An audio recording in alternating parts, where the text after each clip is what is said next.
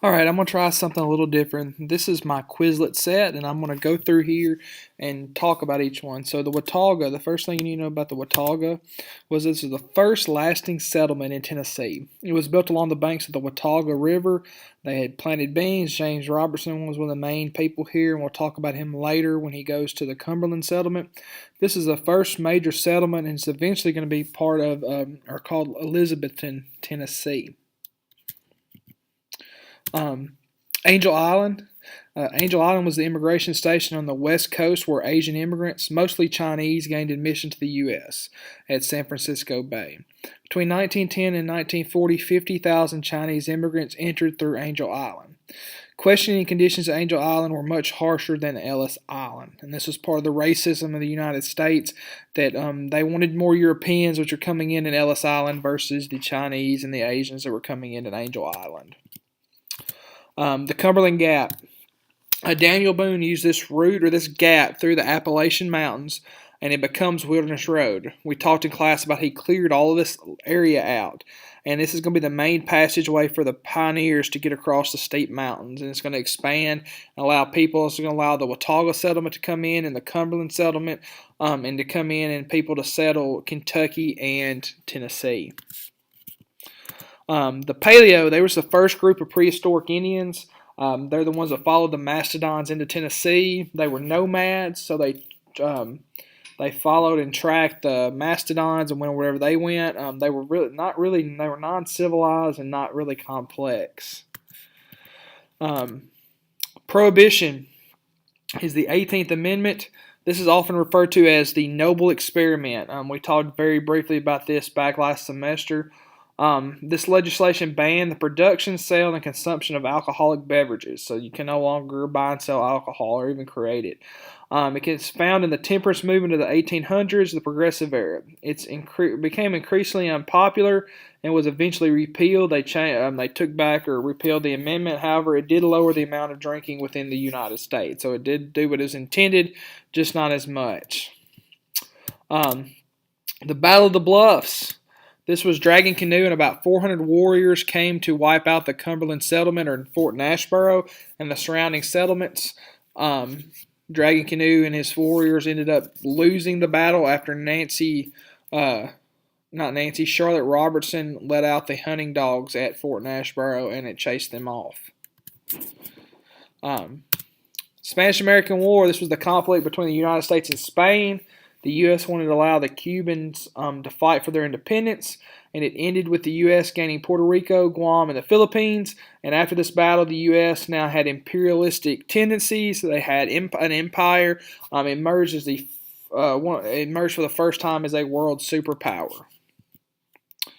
All right, the Archaic Indians. They were the second oldest Native American culture in Tennessee. Is the Paleo, then the Archaic. They were nomadic hunters who hunted smaller game. They are credited with developing grooved axes, fishhooks, and pottery. The Overmountain Men. We just talked about these today. They were the men who crossed the Blue Ridge or the Appalachian Mountains and trapped the Tories or the Loyalists in the British Army at the Battle of Kings Mountain. 900 Overmountain men defeated 1,100 to 1,300 British soldiers. Inspired the rest of the colonies to keep fighting. It forced Cornwallis up to Yorktown. So this was a huge moment because these Overmountain men were just everyday people. They were settlers, they were farmers, they were all these people, and that was their everyday job. And then they knew they had to do something because General Patrick Ferguson was coming for them. So they headed up to Kings Mountain, and they didn't attack like normal soldiers do. They weren't line after line of them fighting and shooting back and forth like the British were used to. The Overmountain men fought more like Indians. They hollered, they hid behind trees and rocks and shot, and were very quick and agile, and ended up 800 of the British were captured with 150 being killed. The Americans only had about 28 killed. The Wilderness Road. This was a road that traveled westward over the Appalachian Mountains into Kentucky. It was cleared out and carved out by Daniel Boone and went straight through the Cumberland Gap. Imperialism is a policy of extending a country's power and influence through diplomacy or military force. So imperialism is what Spain was using to control Cuba, and it's what the United States is going to use to get Cuba and Guam and Puerto Rico, and how they're going to build their superpower. That's how many countries built themselves as a superpower in the world, was through imperialism. John Donaldson, he was the leader of an early group of pioneers who traveled by boat and settled at Fort Nashboro. Remember, Donaldson led the group by boat. They went through from the Holston River to the Tennessee River, up to the Ohio, then Cumberland, and finally down into what's going to become Nashville. That's why Nashville is on the Tennessee or the Cumberland River. Daniel Boone, he was a famous early pioneer who cleared the Wilderness Road, a new route to the west. The Wilderness Road became the main route used to cross the Appalachian Mountains. That's where everybody's going to come through. Cumberland Settlement is going to be renamed Fort Nashboro in honor of General Francis Nash. He was killed in a battle during the American Revolution. It's eventually going to be named Nashville and going to be the capital of the great state of Tennessee. Yellow journalism. This is the type of sensational, bias, and often false reporting for the sake of attracting readers. This is like the newspaper, remember the Maine, the U.S. Maine was sunk by the enemy. This was the work of the enemy. They don't know that. They are not sure, but that's where this is really played, is journalists get people to go to war and want to go to war with Spain because of the explosion of the USS Maine, and they use yellow journalism to do it. The Coates Hines site was a site where mastodon skeletons that showed marks that were made by Paleo Indians were found. It proved that these Paleo Indians existed and lived in Tennessee. Pinson Mounds and Old Stone Fort were found in Tennessee. These places were built by the Native Americans during the Woodland era and showed that Indians that were part of complex societies actually lived and existed in Tennessee. The Woodland Indians, these are the third prehistoric Native American. This is the third prehistoric Native American culture in Tennessee. They developed the bow and arrow, pottery for storage. They did a lot of farming with horticulture, and then they built these mounds. They're the ones that are going to build the Pinson Mounds. James Robertson and John Donaldson go hand in hand. While Donaldson led the water route, James Robertson led the overland route, and they kind of went just over the land through the mountains, and it was a tougher journey, but they eventually met Donaldson at Nashboro or Nashville.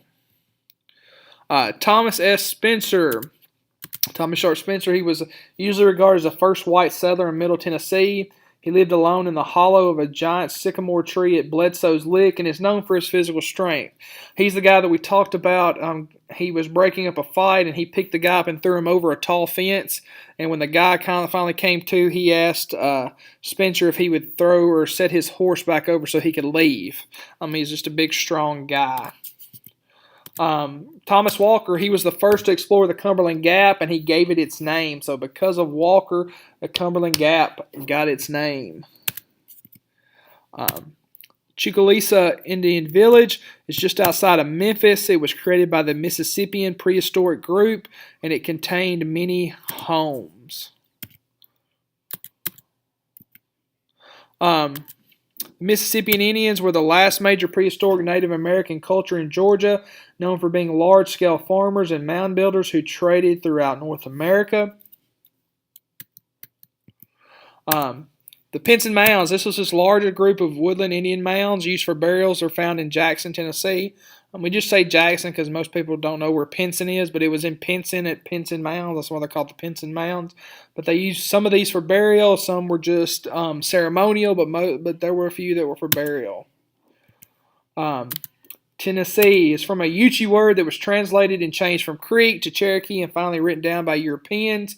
In class, remember we played the telephone game, how it started as one thing but ended up as another. That's why there's so many different ways to spell Tennessee. It means meeting place, bends of the river, or where two rivers meet. The Rough Riders, they were a volunteer regiment of U.S. cavalry led by Teddy Roosevelt during the Spanish-American War.